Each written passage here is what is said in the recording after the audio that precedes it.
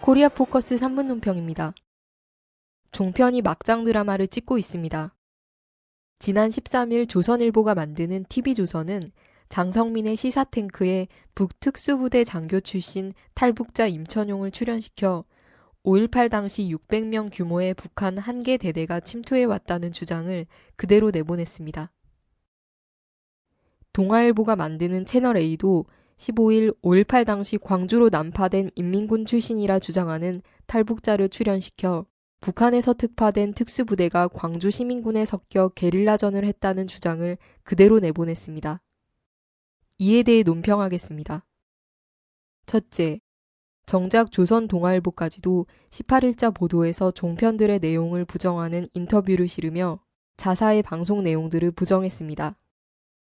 이는 전형적인 치고 빠지는 수법으로서 물타기라고 할 수 있습니다. 특히 조선일보는 과거 5.18 민중항쟁 당시 간첩들의 조종에 의한 난동이라고 음해하고 모욕했던 시절과 조금도 다를 바 없는 모습을 보였다는 데서 네티즌으로부터 강력한 질타를 받고 있습니다. 둘째, 각계의 반응입니다. 박지원 민주당 의원은 17일 트위터를 통해 역사 왜곡은 죄악으로 일부 종편의 북한 소행 보도에 대해 광주시와 함께 법적 대응을 하기로 했다고 밝히고 5.18은 역사적 법적으로 유네스코 세계문화유산 등록으로 평가가 완료됐다고 언급했습니다. 고려대 지속발전연구소 김현철 연구교수도 17일 일부 종편의 5.18 왜곡 보도에 대해 일본이 과거 전범 역사를 부정하는 것과 전혀 다르지 않다고 비판했습니다. 이 말들에는 종편의 역사 왜곡이 무엇을 노리고 있는가가 잘 드러납니다. 서울대 법대 한인섭 교수는 트위터를 통해 전남도청을 점령한 것은 시민군이 아니고 북한에서 내려온 게릴라다라는 보도를 거론한 뒤 도청에서 죽은 시민군의 유족, 체포된 시민군 본인들이 집단으로 형사고소, 민사소송을 할 수 있겠네요.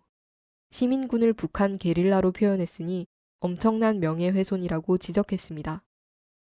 광주 진보연대 김은규 사무처장도 법적인 대처 방안을 논의하고 있다며 한국 민주주의를 부정하는 전반적인 내용에 대처하는 기구를 만들고 종편의 편향성에도 정식으로 문제 제기할 것이라고 말했습니다.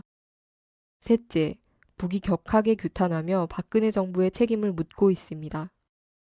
북의 우리민족끼리는 18일 유치한 사기극, 대결을 선동하는 도발적 망동이라는 보도에서 탈북자와 같은 인간 쓰레기들을 내세워 북의 특수부대 투입이니 뭐니 하는 사기극까지 꾸며내며 우리를 걸고 드는 것은 저들의 반공화국 대결 정책과 북침전쟁 소동을 정당화하고 동족 대결을 선동하는 또 하나의 용납 못할 도발적 망동이라고 강력히 규탄했습니다.